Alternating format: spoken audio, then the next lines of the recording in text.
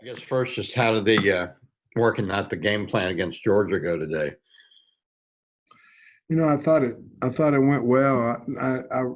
I was pleased with the practice we had today, and it's just base first, second down start situations that we have in today, base run game, base protections, things like that, base defense against what we think they're going to do on first and second down. But it went really well. Bob? Hey, Sam, I guess Hunter told the Board of Trustees, I think it was yesterday, that the athletes are going to have equality patches on their jerseys, at least I think if they want to. Just wonder what your thoughts were on that. No, we'll all be wearing equality patches on our jersey. To me, a uniform's a uniform, and we've all decided that's what we want to do, and so we're certainly excited about that situation, that the guys can have a voice and wear the patch, and we're excited to do it. Hutch? Yeah, Coach, with it being the first day of Georgia prep, did you get a sense of added excitement or energy now that you're getting ready for an actual game? Yeah, the excitement was high today. The music at stretch was the best it's ever been, so the guys were all excited, and they were revved up to go. It was really, really a good practice, a really good Monday type practice. Scotty? Hey, Sam, I wanted to ask you about Isaiah Nichols. Coach Odom has said that you guys have been asking him to do a lot, and I think we've seen him running with the first team a little bit. Just what kind of a player you think he might be this year, and you might need him to be this year? Well, I think he's one you can count on. He's very consistent. We've been playing him inside at both positions, nose and three, and obviously when we go in our multiple fronts, he's playing other positions as well. But he's done a really nice job. And again, I think his biggest, if I thought about him, it would be consistency. He's a very consistent player, one you can count on. Been really proud to see his development. Trey Biddy? Yeah, Coach, now that fall camp's behind you and you're moving on to Georgia prep, you feel comfortable with everything that you guys have gotten into this point? And, I mean, you basically got to work everybody like they could start for you, I guess, with the coronavirus. Yeah, you're exactly right. I think we have plenty of offense, plenty of defense, and we're trying to fine-tune what we're going to do against the University of Georgia. The virus is obviously real, and you have to adjust. We test 3 times a week, so there have been some adjustments made, and you're right. You have to be able to play different guys at different positions to make sure by game time that you have your best 11 out there at one time. Tom? Hey, Sam, you said on your radio show that you just come off the best practice of camp, and I was wondering what was it that led you to say that was the best practice? What happened in that practice, and what do you feel really good about? What are you confident in going into the game? Well, I was proud of the assignment football, that practice, and the physicality of it. I thought it was a physical practice on both sides of the ball, not a lot of mistakes, no balls on the ground. We're not throwing interceptions. I just thought it was a nice, crisp practice. Going to the game confident-wise, we obviously haven't been out there yet, but, I feel like we're going to be able to do some things in the passing game, and I'm confident that we will have enough defense to try to figure out a way, to adjust on what Georgia's doing. I think knowledge-wise, the guys can run multiple fronts and be in the right positions. I'm not seeing a lot of faces, so let me know if you've got questions in the chat. Nate?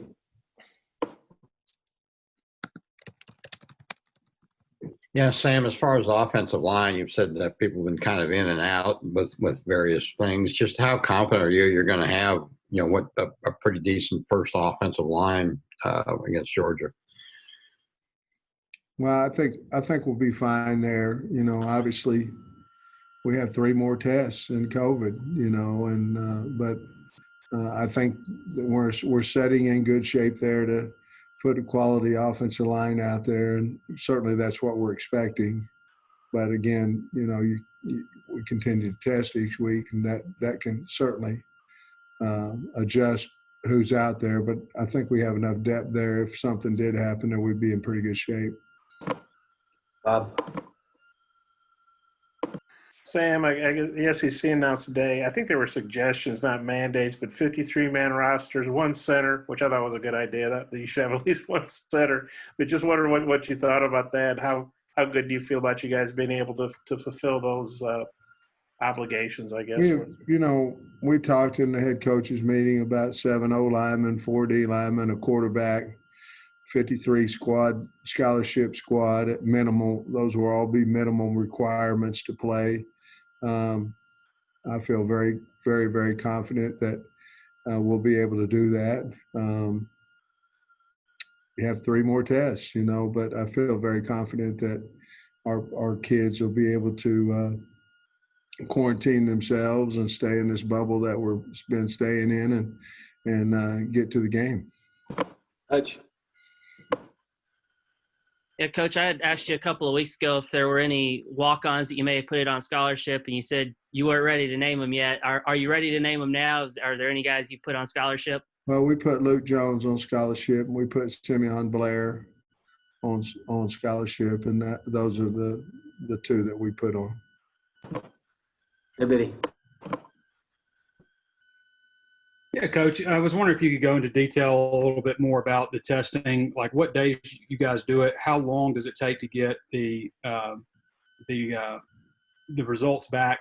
Are they all the same test? Are they, I guess, a different test and I'm talking mainly about game week, not what you've done in the past, but how does the game week testing look like? Well, we're in game week. Last week we started, Trey, with game week protocol, and so you test on Sunday, you'll get your results back sometime Monday. Could be in the afternoon, could be in the evening. You'll test Wednesday, same thing. You'll get the results back Thursday. Could be in the afternoon, could be in the evening. And then Friday's what they call a rapid test. And that's supposed to be a 15-minute return on negative or positive.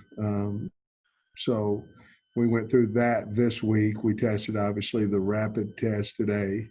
And then we'll turn around and test again Sunday, Wednesday, and Friday of the remainder 11 weeks. Nikki? Coach, this is a little off topic, but the NCAA announced, they're extending the dead period through the end of the year. Just what does that mean for your recruiting class? Do you feel like it's fair to make kids sign a national letter of intent without them, a good majority of them, not having ever been to campus? Well, Nikki, it's always recruiting, so recruiting's always a good question. But it's fair if they want to sign. In other words, nobody's making them sign early. They certainly can sign late. It works 2 ways. Obviously they don't know quite as much about us. We don't know quite as much about them unless they get here. But we're willing to certainly take that chance, or I don't know the word for it, but we're willing to take who we like and who we've offered if they're willing to sign early. So we're certainly not trying to force anybody to sign early, but if they're ready and know that they want to come to Arkansas, we'd be more than happy for them to sign with us. I didn't really mean you guys. I mean, the NCAA, but thank you. No, I know, and you're 100% right. I mean, it's tough on the kids because, some of them have never seen their college. Have to do a good job of Zoom, have to do a good job over the phone, things of that nature, recruiting the parents, the coaches, whatever. But I do think it's very, very difficult on the kids. However, if they don't sign early, there's nothing to say that there's going to be an open recruiting in January either. So either the NCAA decides to push it all way back, or we just go with what's now. And if they want to sign with a team, then sign in that early day in December. And that's a tough situation. Tom? You know, we talked to Scott Fountain a couple days ago, and he said you started working on him when, you know, there's a possibility you could get this job. And I know in the past you've told us you think he's one of the best special teams coaches in the country. Why? What makes a great special teams coach? Passion for what he does, you know, knowledge for what he does. Scott is one of the most, I don't know, he is a thorough football coach. I mean, he's a meticulous football coach, very knowledgeable and a proud man. So he wants that product that he puts out there to be a reflection of him and his work. And been a lot of places, you know, been a lot of good places. And we were just really fortunate that he decided he chose us. And again, I'm putting the friendship totally separate. You know, if I say I didn't like him at all, I'd still think he's a really good special teams coach. Chef? Coach, I just wanted to ask about, obviously this year the university has put out some things that aren't going to be happening, like the normal traditions of running through the A, the hog walk. Have you talked to the players about it's not going to be the same as what you're used to, or the freshmen, that you're not going to get to experience that this year? And then on your transportation to the game, are you going to have more buses because of distancing on the buses? Yeah, we're going to have extra buses. We're you know, for home games, you're not going to be on that bus very long at all, but we'll certainly have extra buses. We had a mock game, so our team knows that there's not going to be any A out there nor hog walk, you know, because we tried to do exactly what we're going to do coming next Saturday. It's disappointing. It's disappointing for the fans. It's disappointing for the band. I mean, it's disappointing for certainly our players. Heck, it's disappointing for me as a coach. You know, everybody likes game day. You know, it's disappointing for the tailgaters. You know, and I get it, but when we all come back and get together, it'll be that much more satisfying, I think. But yeah, we have addressed that with the football team.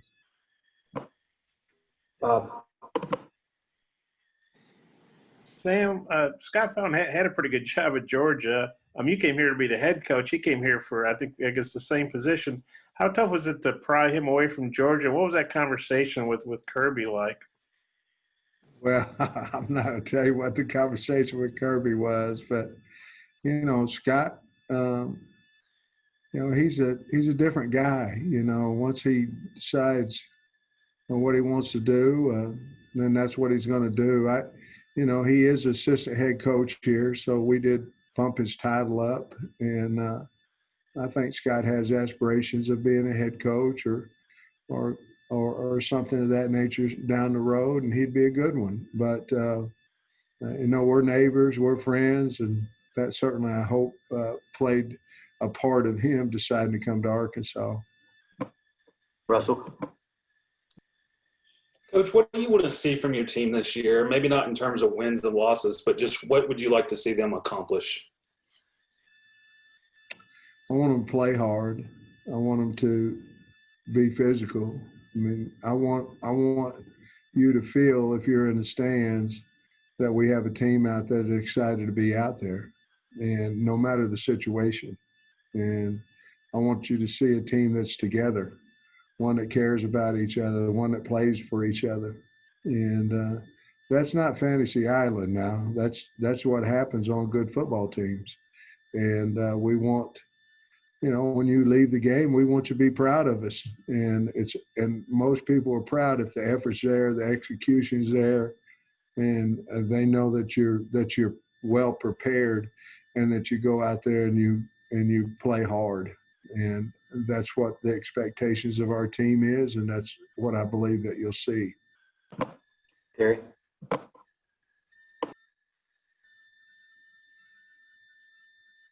Coach Pittman, what do you feel like are you most proud of that y'all accomplished in your first camp as a head coach? Well, the number one goal is to win the football team, to win the trust of the team. And how do you see it? You see it in effort. You see it in the way they talk to you, the way they react to things, whether it be positive or negative. I think we've accomplished that. You'd have to ask the players, but I think we've accomplished that. And that's what, look, if we're not all in this together, we can't win. I mean, you can't.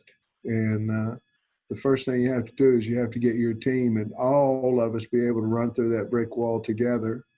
And we'll have to wait and see, but I certainly believe that our team feels that way. And I know as sure as heck we feel that way about them. Nikki?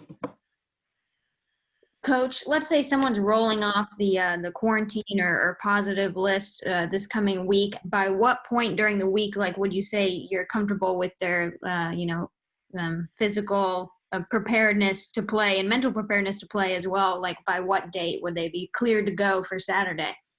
You'd like, Nikki, basically the NCAA put in a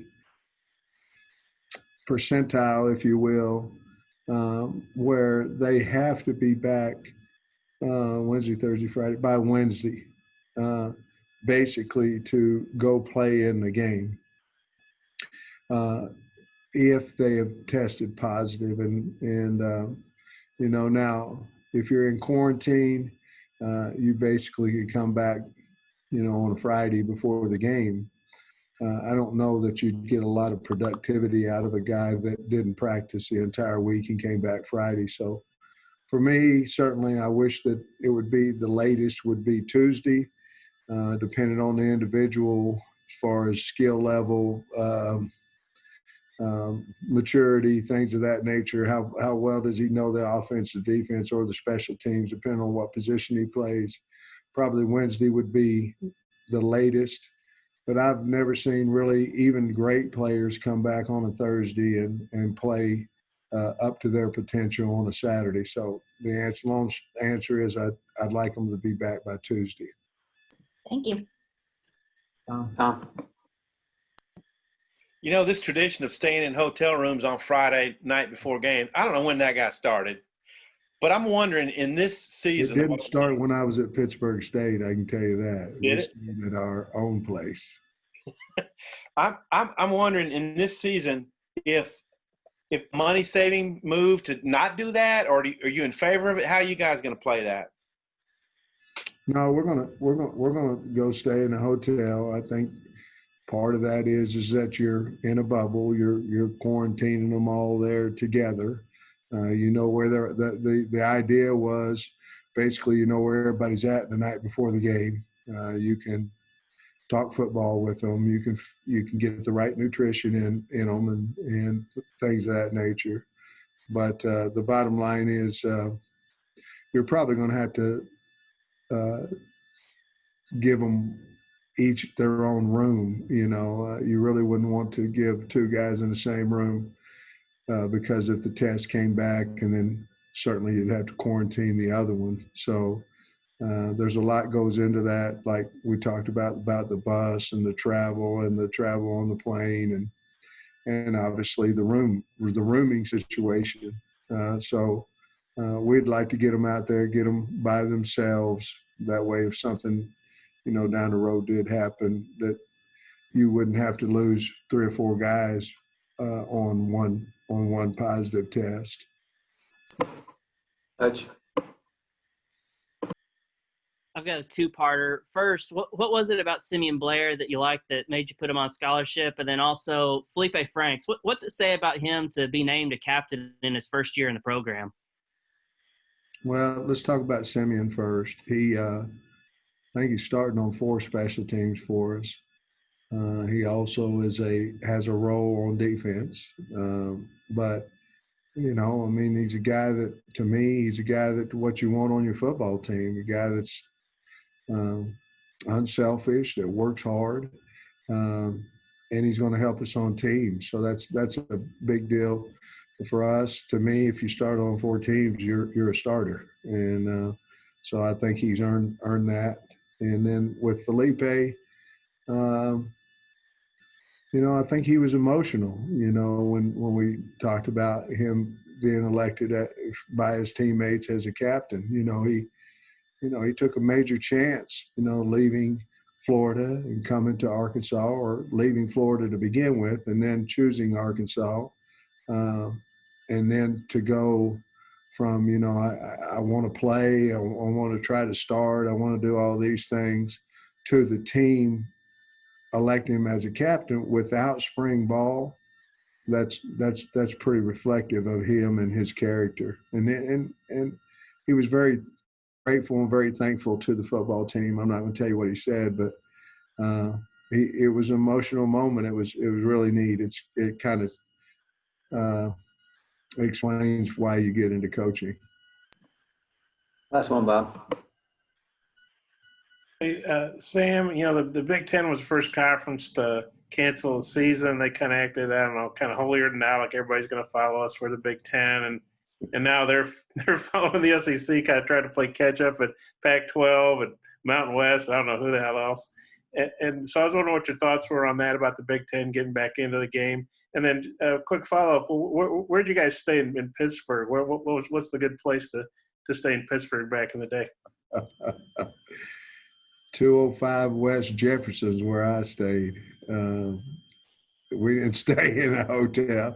As a matter of fact, when we'd go to pregame, a lot of times we'd be in the cafeteria, and the other team would be just right there in the cafeteria. You kind of sizing each other up before the game. But that's just kind of how it was back then. As far as the Big Ten, I'm awful glad that they decided to play, because their players have worked extremely hard to be able to get out on the field, and I'm proud for those players and those coaches in that league.